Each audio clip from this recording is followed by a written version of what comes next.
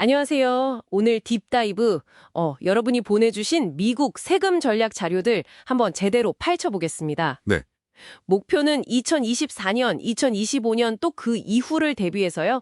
핵심적인 절세 전략들을 좀 명확하게 뽑아내는 겁니다. 맞습니다. 네, 복잡한 세금 조금 더 쉽게 접근해 보도록 하죠. 네, 이게 단순히 법조항 나열하는 걸 넘어서요. 이 전략들이 실제 여러분의 재정 상황에 어떤 의미가 있는지, 그리고 왜 지금 이걸 고민해야 하는지 거기에 좀 초점을 맞추려고 합니다. 핵심은 실행 가능한 통찰력을 얻는 거죠. 좋습니다. 그럼 자료들에서 다들 강조하는 기본 중에 기본이 있더라고요. 바로 소득공제랑 세액공제.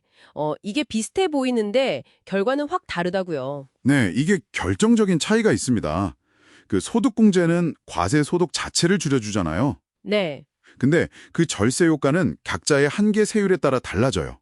예를 들어서 한계 세율이 24% 구간에 계시면 $1,000 소득공제는 세금을 한 $240 줄여주는 거죠. 내 세율만큼만 효과가 있군요. 그렇죠. 근데 세액공제는 달라요. 이건 계산된 세금 자체에서 그냥 직접 빼주는 겁니다. 네네. $1,000 세액공제는 누구나 그냥 $1,000 세금을 덜 내게 되는 거예요. 그러니까 같은 금액이면 당연히 세액공제가 유리하고요. 훨씬 유리하네요. 특히 그 환급성 세액공제라는 게 있는데 이건 내가 낼 세금이 없어도 현금으로 돌려주거든요. 이건 가장 강력한 혜택이라고 봐야죠. 와, 돈을 돌려받기까지 하는군요. 네. 그래서 우선순위는 명확해요. 환급성 세액공제가 제일 좋고 그다음 비환급성 세액공제, 마지막이 소득공제. 이 순서로 생각하시면 됩니다. 그렇군요. 세액공제, 특히 환급성 세액공제의 강력함 잘 알겠습니다. 근데 그 2017년 세법 개정으로 표준공제액이 엄청 높아졌잖아요. 맞아요. 그래서 항목별 공제받기가 예전 같지 않다 이런 지적이 많은데 자료들 보니까 여기에 대한 좀 재밌는 대처법이 있더라고요. 몰아주기 전략이요. 네네. 바로 그 공제액 몰아주기, 영어로는 번칭 전략인데요. 네, 번칭. 이게 뭐냐면 표준공제액이 높아져서 매년 항목별 공제 기준 넘기기가 이제 어렵잖아요. 그렇죠. 그러니까 시기 조절이 가능한 지출들, 대표적으로 자선 기부금 같은 거요. 이런 거를 특정 한 해에 그냥 몰아서 지출하는 겁니다. 한 해에 몰아서요? 네. 예를 들어서 2025년에 부부 공동보고 표준공제액이 대략 한 $3만 달러라고 쳐보죠. 네.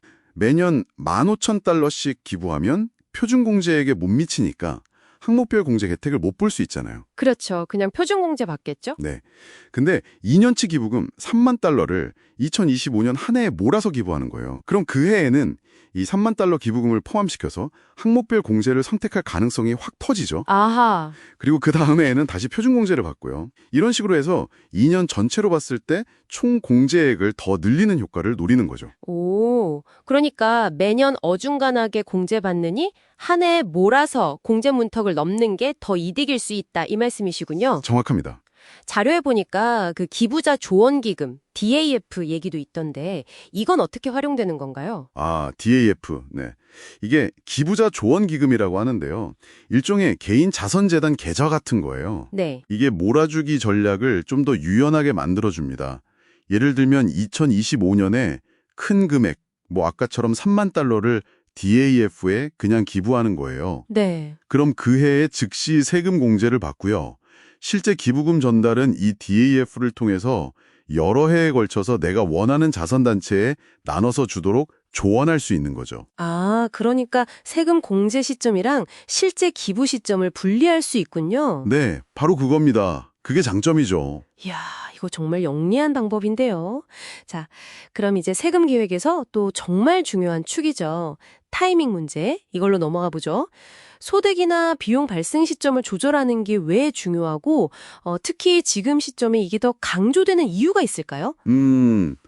전통적인 세금 계획에서는 보통 어떻게 해야 하냐면 소득은 내년으로 미루고 비용은 올해로 당겨서 처리하는 전략을 많이 쓰죠. 네, 보통 그렇게 하죠. 당장의 세금 부담을 줄이거나 나중으로 미루는 효과가 있으니까요. 근데 분석 자료들을 보면 지금 특히 2024년하고 2025년에는요. 정반대 전략을 좀 진지하게 고려해야 한다고 강조하고 있어요. 바로 소득 인식 가속화입니다. 소득 인식을 가속화한다고요? 일부러 소득을 앞당긴다는 말씀이세요? 그건 좀 의외인데요. 왜죠? 네, 그게 좀 재밌는 포인트인데요.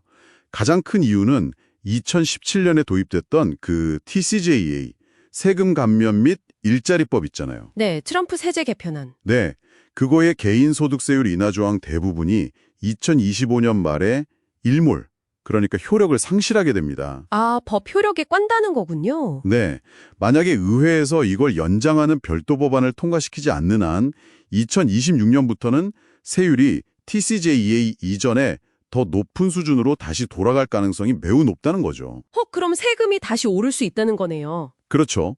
그래서 상대적으로 세율이 낮은 지금 이 현행 세율 체계가 유지되는 2024년과 2025년 안에 소득을 미리 실현하는 것이 장기적으로 봤을 때 더 유리할 수 있다, 이런 판단인 겁니다. 아, 그러니까 미래에 더 높은 세율을 적용받기 전에 현재의 낮은 세율로 미리 세금을 내는 게 나을 수도 있다. 바로 그겁니다. 지금 낮은 세율을 활용하자는 거죠. 예를 들면 어떤 방법이 있을까요? 대표적인 게 이제 전통적 IRA나 401k 같은 은퇴 계좌의 일부를 로스 계좌로 전환하는 전략입니다. 아, 로스 전환이요? 네, 전환할 때는 그 금액이 소득으로 잡혀서 세금을 내야 하거든요. 네, 그렇죠. 근데 그 세금을 현재 낮은 세율로 미리 내는 거죠. 2026년 이후에 더 높은 세율로 세금을 내는 것보다는 이게 더 유리할 수 있다는 계산이 나오는 거죠. 물론 이건 개인의 예상 소득 흐름이나 세율 변화 예측에 따라서 신중하게 결정해야 할 문제입니다. 그렇군요. 개인 상황에 맞춰서 잘 따져봐야겠네요. 그럼 사업체를 운영하는 분들에게도 중요한 타이밍 이슈가 있을 것 같은데요. 물론입니다. 특히 그 보너스 감가상각 비율이 매년 단계적으로 축소되고 있다는 점, 이걸 좀 주목해야 하는데요. 보너스 감가상각이요? 네, 적격 자산을 구매했을 때 첫 해에 비용으로 처리할 수 있는 비율인데요. 이게 2022년에는 100%였어요. 전액 다 비용 처리 가능했죠. 네. 근데 2024년인 지금은 60%, 내년 2025년에는 40%로 줄어들고요. 2026년에는 20%, 그리고 2027년부터는 아예 사라집니다. 와, 점점 줄어서 없어지는군요. 네.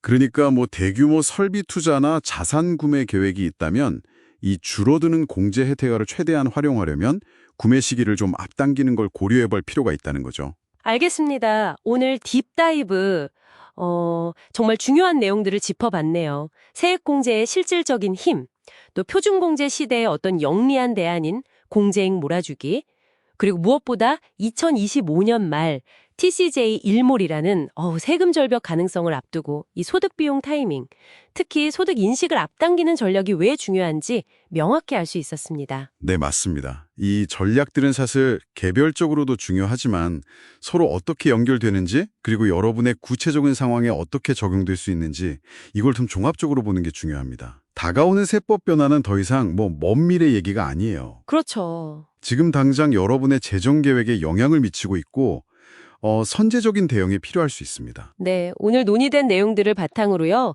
2026년 이후에 잠재적으로 세율이 더 높아질 수 있는 환경에 대비해서 바로 지금 여러분이 취할 수 있는 구체적인 행동은 무엇일지 한번 진지하게 생각해 보시면 좋겠습니다.